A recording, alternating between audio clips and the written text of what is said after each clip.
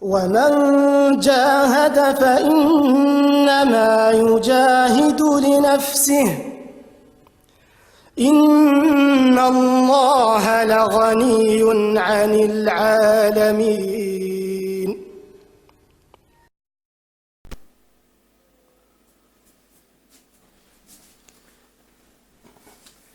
Salam alaikum à tous mes frères et sœurs en islam et belle journée à tous mes frères et sœurs en humanité.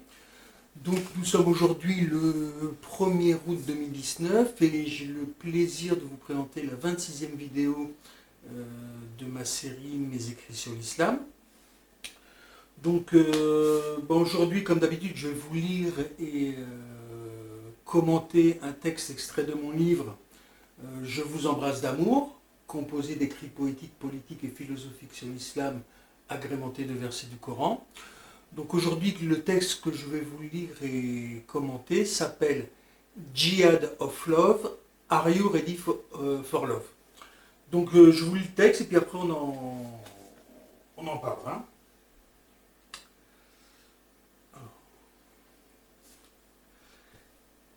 Jihad of Love. Are you ready for love? Salam alaikum, la paix sur vous.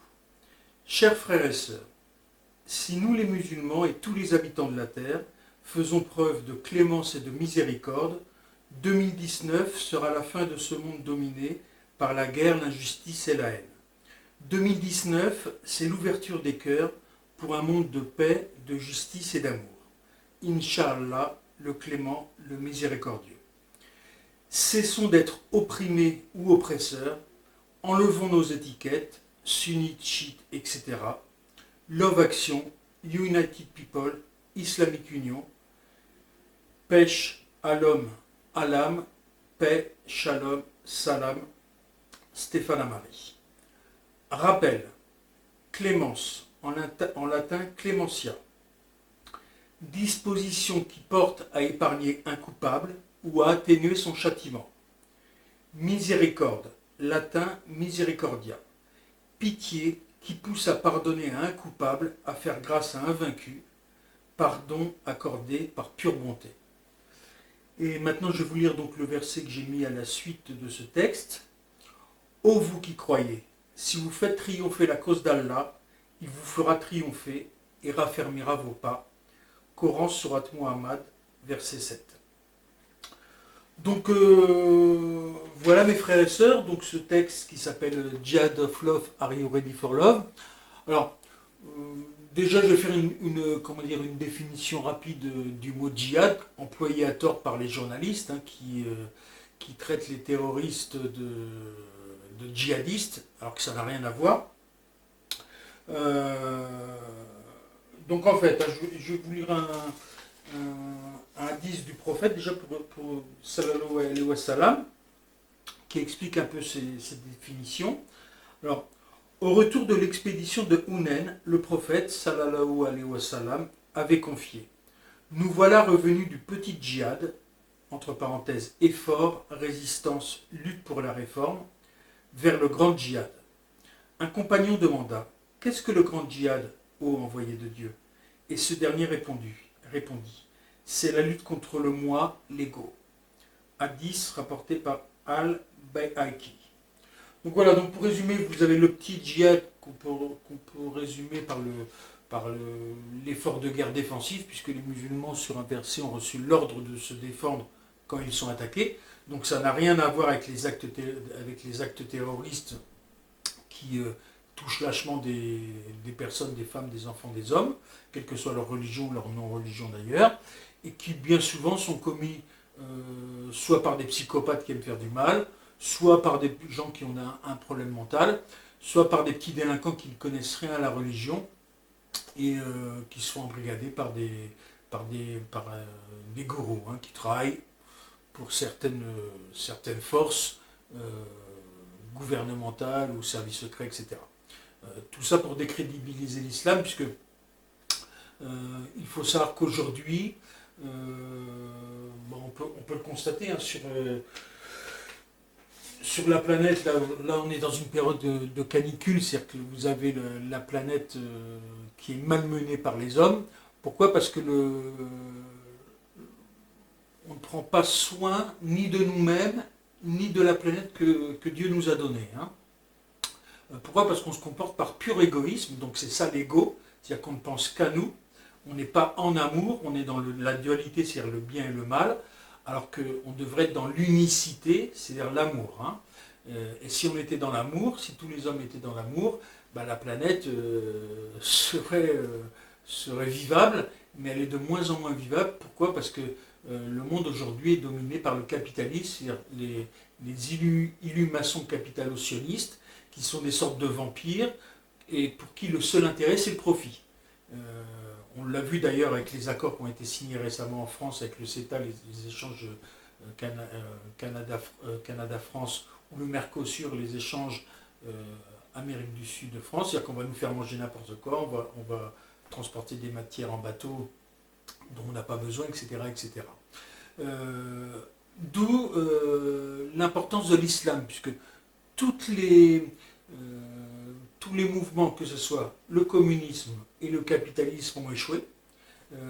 Les religions qui précédaient l'islam, comme le judaïsme ou la chrétienté, qui viennent du même Dieu, hein, mais sous une appellation différente, ont été dévoyées. C'est pour ça que dans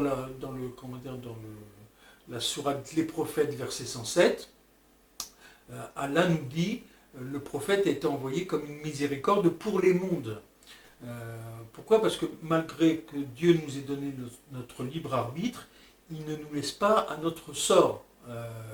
Là, on pourrait croire qu'on va en pleine perdition, mais il nous a envoyé Muhammad sallallahu alayhi wa sallam comme l'exemple à suivre parmi les hommes. Donc, si on étudie bien l'islam, eh ben on a tout. Hein. On a la voie du milieu, c'est-à-dire qu'on ne gaspille pas. On a l'écologie, on a les bonnes relations avec les autres êtres humains. Donc il n'y a pas de guerre abusive, etc. Ce n'est que des guerres défensives.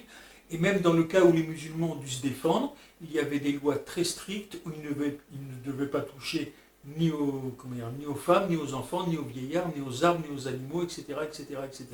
Donc c'est pour ça qu'on voit d'ailleurs que l'islam n'a rien à voir avec le terrorisme. Hein. Alors, donc comme je vous le disais, dans le titre de cette vidéo, je dis Jihad of Love, Are You Ready for Love? Donc c'est ça que nous on doit travailler, les musulmans et tous les habitants de la Terre en général. Hein. Mais nous les musulmans en priorité, pourquoi? Parce qu'on a une responsabilité très importante. On doit nous améliorer et améliorer le monde. Et on voit que là le monde est en perdition. Donc on doit se ressaisir. On est aujourd'hui 1,5 milliard à 2 milliards de musulmans sur Terre. Donc si on était tous en amour, le monde n'irait pas à sa perte. Donc on doit vraiment agir sur nous. Et une fois qu'on agira sur nous, on améliorera les choses. Hein. Alors, aujourd'hui, vous avez la Palestine qui est occupée depuis 70 ans, vous avez l'Arabie qui est en train de bombarder le Yémen, l'Iran qui se fait manipuler par les Russes, l'Arabie par les Américains. Donc c'est pour ça que dans mon texte, je dis que déjà, on doit enlever les étiquettes qu'on a données à notre religion. Sunnisme et schisme, ça ne doit pas exister. Nous sommes musulmans, comme nous appelle Allah dans le Coran. Hein. Alors, comme je vous le disais, aujourd'hui, on essaye de décrédibiliser l'islam à travers des attentats terroristes plus ou moins manipulés. Pourquoi? Parce que, comme le dit Pierre Hillard, un chrétien, dans une de ses vidéos que je vous conseille de regarder, qui dit qu'il ne reste l'islam le seul rempart contre le mondialisme, il explique très bien que la différence entre les musulmans et les athées, les chrétiens, etc., c'est que nous, on croit vraiment en l'au-delà. Donc on n'est pas sur le consumérisme normalement. Hein. Donc on ne peut pas nous vendre des salades. Nous on croit qu'il y a Allah, qu'il y a le jour du jugement. Donc on doit bien se comporter sur terre pour accéder au paradis, Inch'Allah. Donc c'est pour ça que je vous dis, mes frères et sœurs, que là on doit faire vraiment un effort sur notre ego pour aller vers l'autre, pour transmettre l'amour aux gens qui sont perdus, qui n'ont pas de religion. Et entre nous, une fois qu'on sera soudés entre musulmans, là, Inch'Allah, on pourra établir la paix, la justice et l'amour sur terre. Mais pour ça, bien sûr, il nous faut être en amour, c'est-à-dire qu'il nous faut être en miséricorde. C'est pour ça que dans tous les versets du Coran sauf un, on dit louange à Allah, le tout miséricordieux, le très miséricordieux. Euh, donc mes frères et sœurs, je vous ai lancé cet appel, j'espère qu'il sera entendu, que nous pourrons nous unir pour établir la paix, la justice et l'amour sur terre. Il n'est pas trop tard, Inch'Allah. Et pour finir, pour terminer, je vais vous citer un verset du Coran pour nous redonner courage.